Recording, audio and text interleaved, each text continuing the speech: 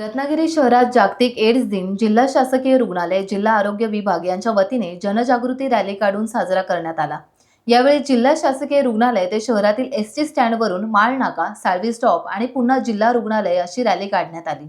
या रॅलीतून नागरिकांमध्ये एड्स विषयी जनजागृती व्हावी हा प्रामुख्याने उद्देश होता।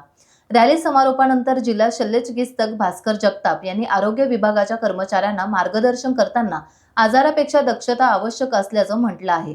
तसेच एड्स मुक्त जग व्हावे यासाठी आपले प्रयत्न यशस्वी असल्याचे त्यांनी सांगितले। तुम्हाला सर्वांना माहिती आहे कुठल्या कारणामुळे होतो। तर परत आपण गेल्या अनेक वर्षापासून त्याच गोष्टी रिपीट करत आहोत। त्याची कारण काय हेही तुम्हाला माहिती आहे। विशेषतः या कोकणामध्ये आपण म्हटलं तर कामानिमित्त किंवा इतर धंदे व्यवसाय जास्त नसल्यामुळे पुरुष मंडळी मुंबई या ठिकाणी जाऊन स्थायिक झालेले असतात।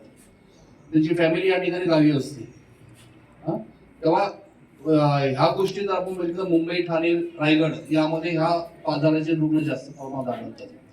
तेव्हा जे काही कारण असतील त्या कारणांना मात देऊन आपण ह्या आजारावरती प्रभुत्व मिळावं आणि आपले केसेस या जगातले केसेस आहेत त्या कमी व्हाव्या, जेणेकरून आपण आपलं आयुष्य निरोगी जगून एक आदर्श आपला प्रत्येकासमोर ठेवावा, हेच यामागचे उद्देश आहे।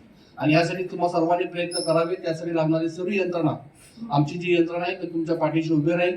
आता तुम्हाला माहिती आहे की पूर्वी ज्या आजारासाठी ज्या लागणाऱ्या गोळ्या होत्या त्याची किंमत जास्त होती।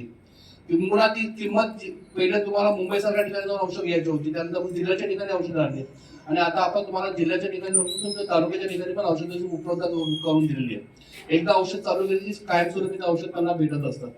जर त्या औषधाची किंमत आपण पैशात जर मोजली तर लाखो रुपये खर्च होतात वर्षाला, पण शासन ते तुम्हाला मोफत देतं। पण एक औषधं मोफत भेटत असली, सगळं ट्रीटमेंट मोफत भेटत, याचा अर्थ असा नाही की त्या आजाराला सामोरं गेलं पाहिजे। त्या आजाराला सामोरं न जाता तो आजार आपल्याला होणार नाही आणि आपल्या बाजूला आजूबाजूला असणारे मित्रमंडळी, आपल्या घरात असणाऱ्या माणसं, त्यांच्यापर्यंत आजच्या कार्यक्रमाच्या निमित्ताने जे काय तुम्हाला त्यातून निकष काढता येईल त्या गोष्टी त्यांना सांगाव्या, जेणेकरून कोणीही आजाराच्या आजूबाजूला फिरकणार नाही।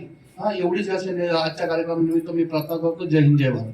टाइम्स डिजिटलला लाईक करा, सबस्क्राईब करा, शेअर करा आणि बेल आयकॉन दाबायला विसरू नका। पाहत रहा टाइम्स डिजिटल।